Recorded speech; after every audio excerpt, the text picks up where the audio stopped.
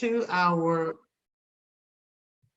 we're going to move right into our first portion of the meeting, which is our prepared speech. And our first speech for tonight will be given to us by Carrie as she prepares for her upcoming competition. Carrie, come on up.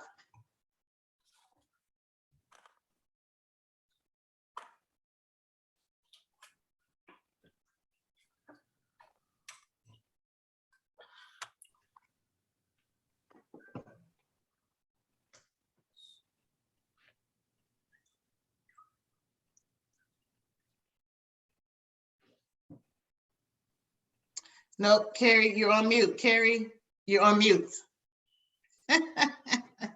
That's okay, that's okay. Start over. All right, Donovan, start that time over.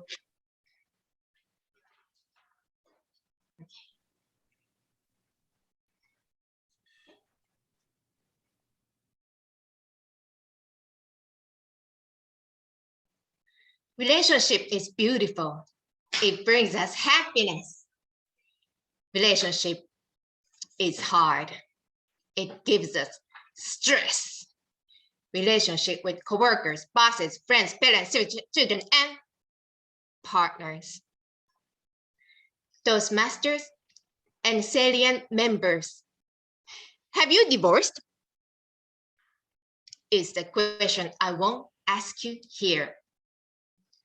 In 2010, my partner and I had a bad relationship. We didn't have the one anymore. We didn't respect each other, talk to each other, or even look at each other. We just argue with each other. Counselors say communication, discussion, and fun activities together. No. One more time, no.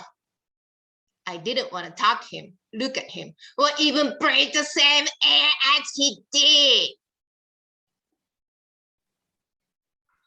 On a sunny morning of December, I made a decision to finish the relationship. However, I thought about my life practically. I couldn't divorce immediately.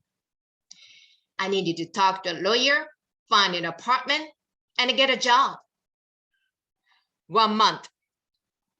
I would be patient for 1 more month to make a preparation. Meanwhile, I didn't want him to know what I intended. This was my idea. 1 month later, when he wakes up in the morning, would you sign here? Ugh, I picture how upset he would get. Look at my evil eyes. What did I do to keep this project secret from him until D-Day? I made a strategy called Crazy Thank You. I said thank you to him when he carried heavy grocery bags, changed the light bulb, and filled up the gas tank on my car. But crazy thank you is more than those. I said thank you for whatever he did. I saw him eating cereal in the morning. He scooped the last spoon of the milk on the bowl. When he stood up and left the table, I knew exactly what happened there. They used the bowl, spoon, and a coffee cup were left on the table. That made me angry. I used to yell at him. I told you so many times, take dishes to get after you didn't know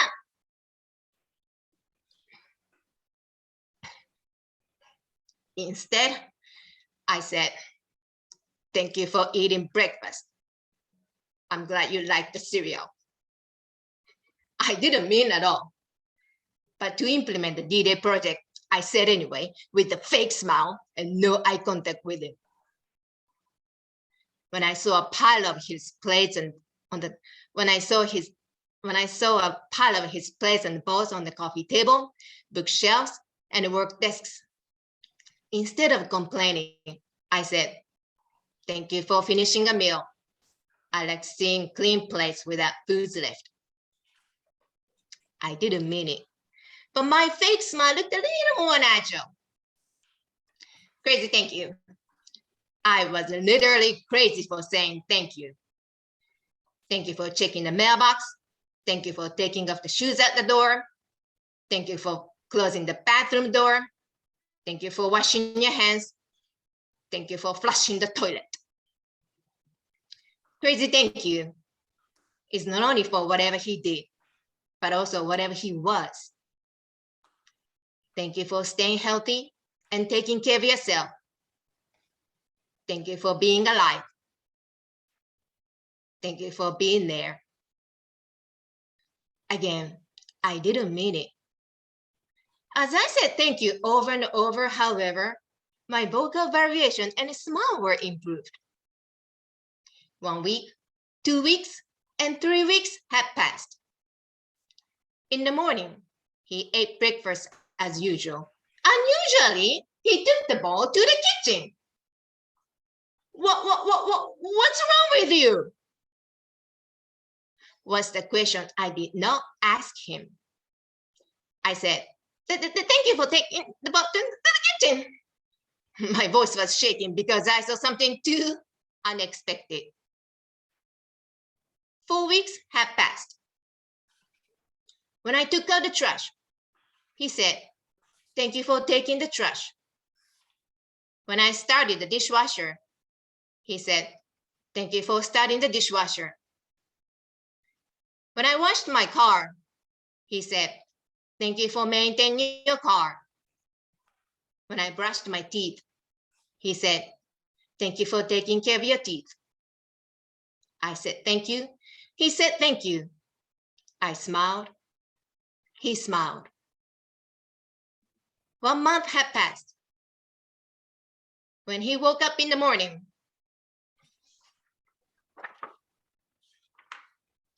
would you sign here? Was the question I did not ask him.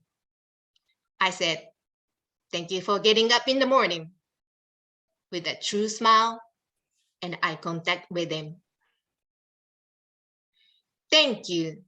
These 2 words are very simple, beautiful, and powerful. Although we thank in our mind, sometimes it's not easy to tell a partner, especially when the relationship doesn't go well. All we see is negative about him. I know that. But just say for whatever he does and whatever he is. You don't have to mean it. Say over and over, and he would feel thanked, and you would feel thanked as well. By the way, Crazy Thank You was a successful strategy. He has not known the D-Day project. Back to you.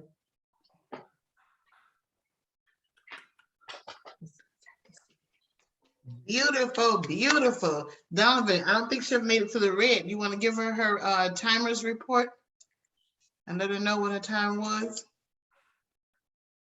Yes, whole time was 7 minutes and 1 second. Okay. Right Very- at the stopping point. That's a good job, Kiwi. Very good job. Anybody else wants to give Carrie a few seconds of words of encouragement or wisdom or feedback on her speech as she prepares for her big contest? Anybody else? I'll say something. I thought it was well delivered, and I like her expressiveness, the way she used her hands, her facial expressions, everything about it to me was top notch. I thought it was an excellent speech. Yes, I agree. Donovan, you had your hand raised? Yes, I thought overall it was a great speech. And at some points, I hope that you're kind of going a little too fast, a little bit. I didn't know if you were doing that for effect or not. So my suggestion is to slow down a little bit, just so your point can come across a little bit more clearly from the audience. Thank you, Donovan. Maurice? Yes, to me, Carrie looked like an actor on stage. Yes. Go ahead, Marissa. I didn't mean to cut you off. Oh, that was it? Yeah, yes. Oh, Okay, Carrie, I will give anyone else. I know Wes is over there getting prepared for his speech, so we won't trouble him. Yeah. I put a comment on chat. Okay. Okay, Carrie, for me, first thing you started out with a question, and then I like the way, because this speech is going to be virtual, so you got right into the camera, your eyes were wide open, and you could tell that it was very important, the question you wanted to ask, and you said, that is the question that I'm not going to ask, so that was good. So they got us ready for the second time when you pulled out the paper and the pen and would you sign here? And you said, that is the question that I did not ask him, because you were supposed to ask him that day. It's so awesome for that. I know whenever there is a topic or a subject that you want to, or a point that you want to add emphasis to it, repetition is the way to do it. So that emphasis, for anybody that has an ear for listening for that, it was just awesome to hear it. I think it was enthusiasm. The enthusiasm was just top notch. Your vocal variety was good.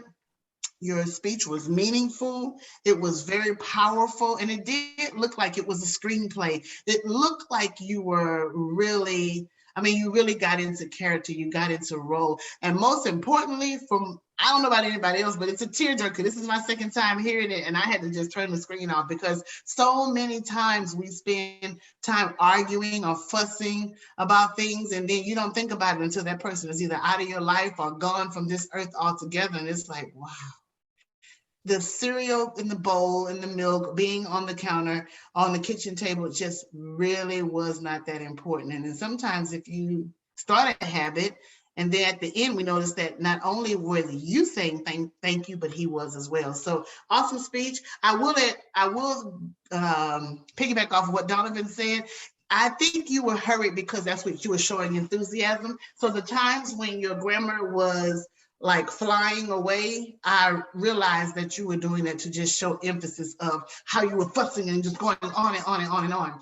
One thing that I noticed when you said, thank you for maintaining your car, and it should be thank you for maintaining your car. But other than that, and I don't know if you just said the ing and I didn't hear it, but thank you for maintaining your car. That's it for me. All right, anybody else? Okay, dokie, look at Mr. West. He is ready to go. I would do West's. Carrie, I'm sorry, were you saying something? Thank you. I said, thank you so much. Really Thank you. appreciate it for all of you. Thank you. I'm so glad that you are representing us so well. Let's see. I will do Wes's introduction, and his speech tonight is the importance of positive role models. It's a 5 to 7 minute speech, and it's level 1 from the presentation mastery pathway. The project is writing a speech with purpose. Wes will be giving a speech about the importance of having a positive role model in one's life.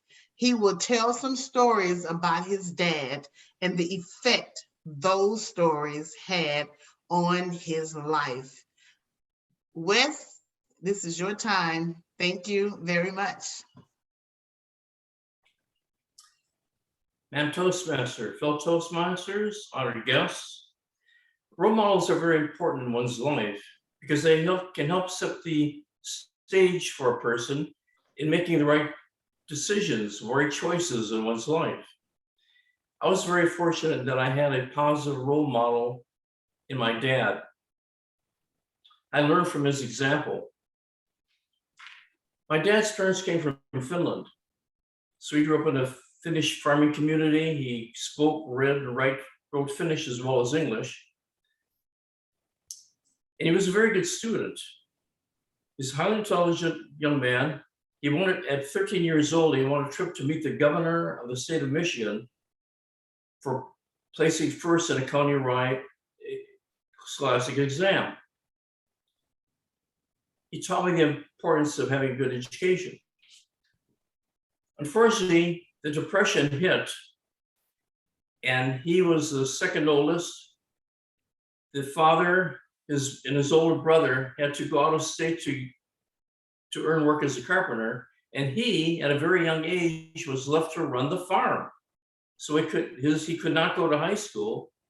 He remembers the first day of school when he should have been in school, plowing a field with tears in his eyes, knowing that he could not be in school. But he adjusted to that. He was a hard worker. I developed a very strong work ethic for my father. One time he was working on the field and a part broke on a binder, I believe it was. And those days if something broke, you had to learn how to fix it yourself. And that's just the way it was. So he took that part off, ran to town, 7 miles away, got the replacement part, ran back, put the part on the equipment, finish the field before dark. During playtime, he was a hard worker, and even in playtime, he would ski in the winter, he'd ski 7 miles, skate for 4 hours at an ice rink, ski back home, go to the smokehouse, get about a half pound of meat, eat it, sleep like a baby. Years later, as a young man, he was able to get a job at the Texas World's Fair, the Texas World's Fair. In those days, if you were offered a job, you took it no matter what it was. He was a young man, and he had this fantastic job. He was working 10 hours a day, 7 days a week, making $28 a week. $28 a week, just by digging ditches. And the way they hired and fired in those days was that if you leaned on your shell longer than it took to light a cigarette or just say light a cigarette, you were hired. You were fired, and someone else was hired from a line of people that were already lined up for a job. Well, Dad had a very bad toothache. The foreman liked my dad because he's hard work. He says, "I'll give you 1 hour to get that taken care of at a dentist." So Dad was such a great hurry to get back to that great job. The dentist pulled the wrong tooth before he pulled the right tooth. Then he was back on the job within an hour and finished his day's work. That night he had a job playing accordion in a tavern. Well, economic conditions improved to some degree, and he was able to get a job as a skilled machinist in Detroit. He was so good at what he did, he would, just for fun, just for something to do, he would take gears out of the scrap bin, try to put them in running order on his lunch hour. But here he is, he married this angelic being, my beautiful mom, and he had this wonderful job, beautiful wife. Guess what? World War II hits. So he gets his draft notice, and without any hesitation, he could have had a deferment, but he had a strong sense of duty. He said, "If my country needs me, I'm going. That's all there is to it." So he went and served in the Army. So he rose to the rank of platoon sergeant. He earned the respect of his company commander, his platoon leader, and every man in his platoon. But the trade-off was he came back with a very severe case of PTSD and ultimately started drinking. So he developed a serious drinking problem. He went to his first AA meeting when he was 9 years old, did not go into the program until just after I graduated from high school, just before my 18th birthday. So during the time he was drinking, there was a lot of, among the family members, there was a lot of tears, frustration, and anger. But still, I looked up to my father because I knew that he was a good man.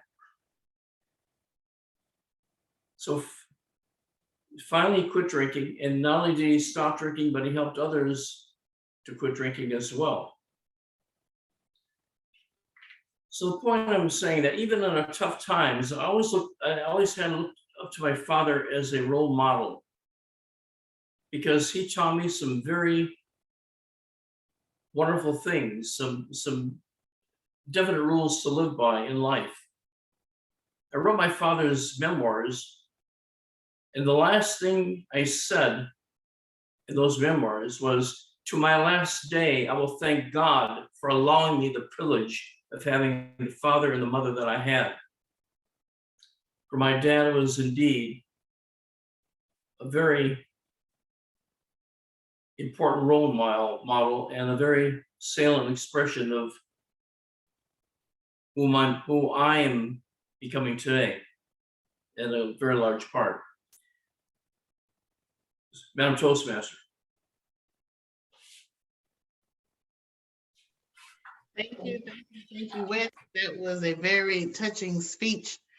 And if I would add anything to it, I would say to the listener, it's important to pay attention to those role models, because some of us have them and we don't pay attention to them. All those, that knowledge, and it's always good that you can sit under someone that's your senior and learn something from. And I just try to be that for someone else, someone can look up to. So not only is it important to have a positive role model, but it's important for the mentee to realize the mentor that they have before them. Okay, very good. We are moving along to the next portion of the meeting where everyone can participate, and I am excited about it. So I will bring Woody to the stand as he prepares us for our table topics portion where everyone can participate. Woody, all yours. Okay, well, can I pick the people or does it, okay. Well, You do it Olivia, however you want to. Pick the okay. person, or The first person I'll pick will be you. And what I Oh. would like you to do, let's say you're called upon to speak to a group of high school seniors. And based on your life experience, I want you to tell us what's the most salient point that you would make in terms of telling them what you've learned in your life and based on your life experience. So you're speaking to a group of high school seniors, and based on your life, here's the most important thing or the most salient point that you want to get across to them. So it's all yours. Here's what I would say to a group of high school seniors. Two things, and one of them is a quote. I know you guys have heard me say it before, and it is from one of my favorite movies, Shawshank Redemption.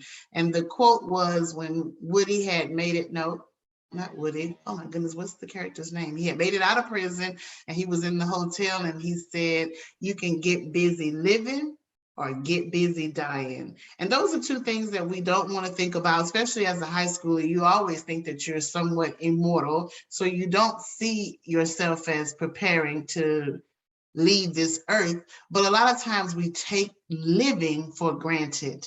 So my advice is live each moment to the fullest. Go ahead, have yourself a good time, but don't take those small things for granted. For example, having a father figure or someone in your life that is influential and gives you those words of advice, even if you don't use them right away, put them in your back pocket, write them down, remember them, because I promise you will use them again. And always spread joy. Tell someone you love them. You never know when your last moment will be. I heard someone say recently, the only breath you're promised is the breath you just took. Back to you, Table Topics Master. Very good. Very good. Excellent. Okay. Next. Okay. Donovan, would you like a topic? Okay, Donovan, the topic I have for you is if you could have any job in the world, you could be anything you want to be. You could be president of the United States, you could be senator, you could be a musician. What job would you like to have, Donovan?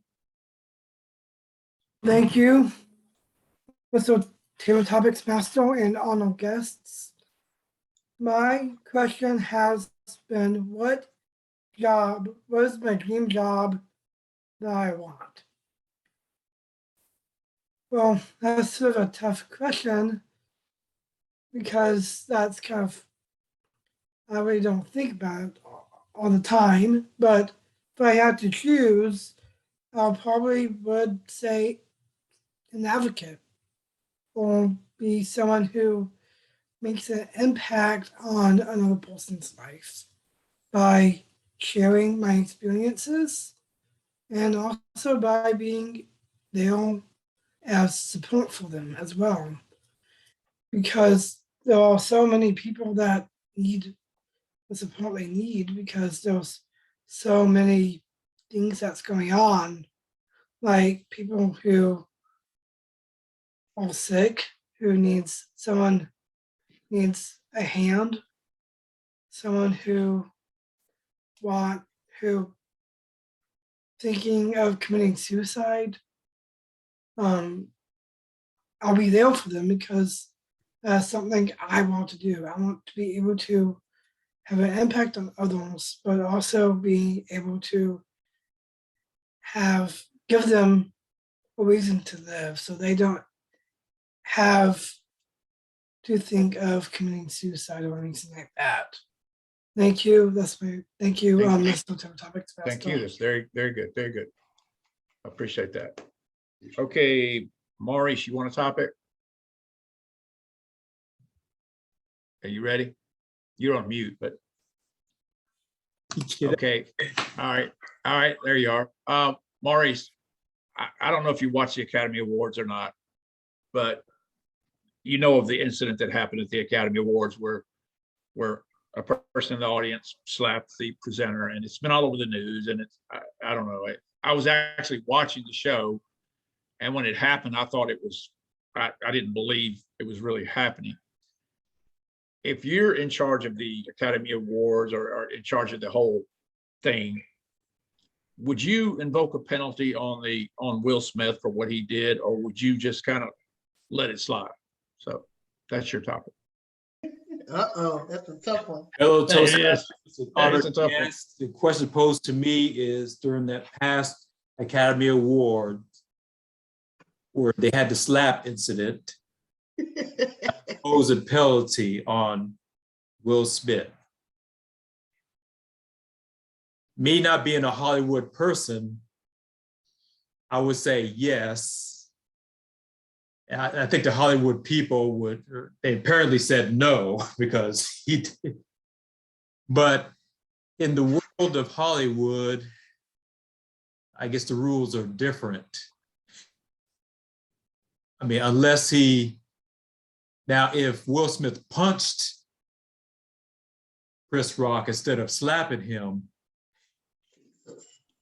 I would think that somebody would have stepped in and done something.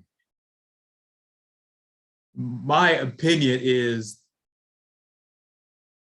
maybe because it was a slap instead of a punch, no one acted, no one decided to act. And on top of that, with Will Smith being a big star, a lot of people gave him the benefit of the doubt. But if you make their world just like our world, you have to penalize the person. Back to you, Topics Master.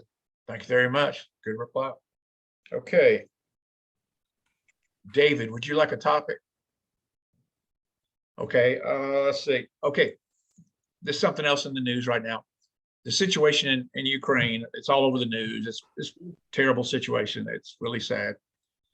Do you think the United States should be more involved in this confrontation? Or do you think we should be less involved? Or do you think we're doing about what we should do? That's the question.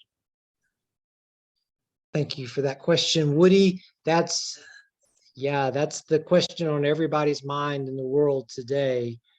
And I cannot envision the things in my life that I find annoying or difficult is nothing compared to what Ukraine is going through. The refugees, all of the killing, the torturing, everything happening. It's just mind-boggling. And the first reaction, the gut reaction is, yeah, let's go in there and and solve this problem. However, the thing that comes to mind is, MAD, mutually assured destruction. If we just start directly engaging, the United States directly engage with Russia, then what is that going to escalate to? That's the million-dollar question.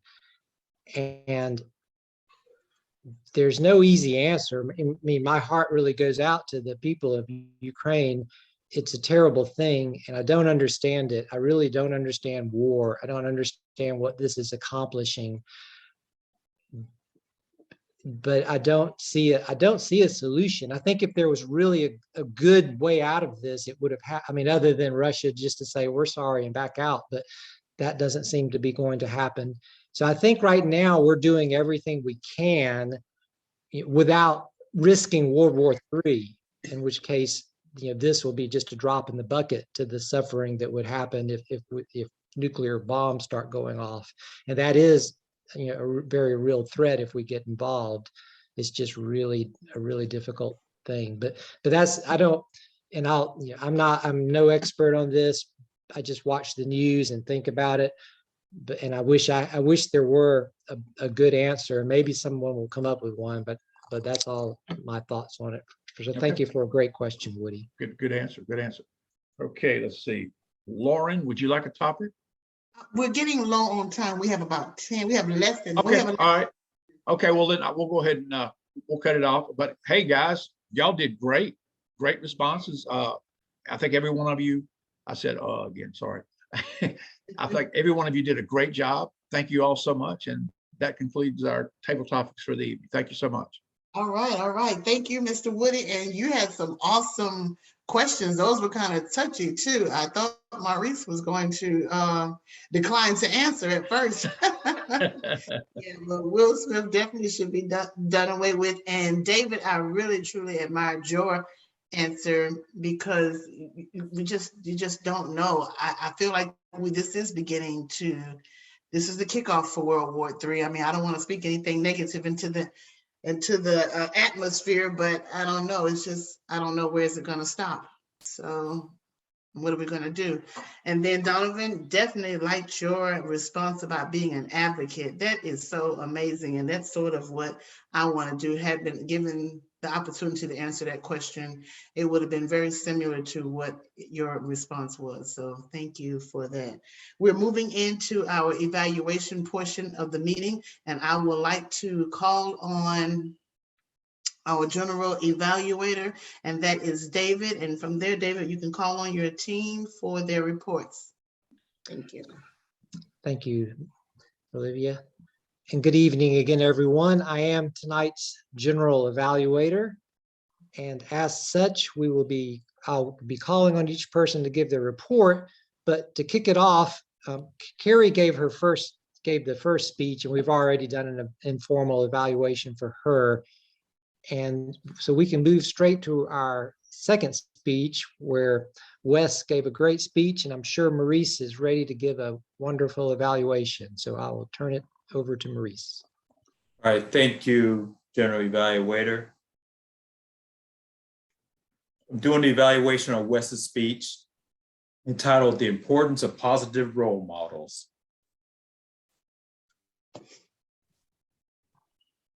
On the general comments to excel that emphasizing the importance of positive role models and explaining the life of your father and the way you explained your life, the life of your father. Yes, he was certainly a positive role model. He always answered the call of duty in different areas, not only the military, but at work, and even not finishing school to stay on the farm and work on the farm. One thing you may want to work on a little bit more is just a little more vocal variety. And Wes, let me ask you this question, because I looked at your email. Did you have a speech purpose statement? Because this is what the evaluation form is calling for.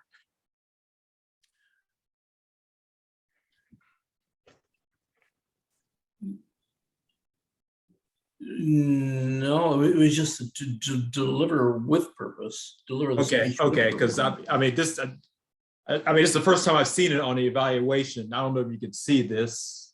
Oh, let me turn off my background. Okay. Okay, can you see that? Where it says speech purpose statement? Because I was looking Oh, I for see. the email and I didn't see it. To emphasize the importance of a positive role model in one's life. All right, okay, all right. To challenge yourself, just continue putting together and presenting speeches. I'll go into the other points. Clarity, your speech was quite clear. Vocal variety, just a little more vocal variety. Eye contact, had good eye contact, looking into the camera or looking toward the camera. Gestures, you had plenty of gestures. Audience awareness. I assume that you could see the engagement of the audience during your speech. And I know you're far back from your computer, so I don't know if you could actually see it or not. Comfort level, very comfortable. Specific speech purpose, emphasizing the importance of positive role models and general speech purpose, emphasizing the positive role models.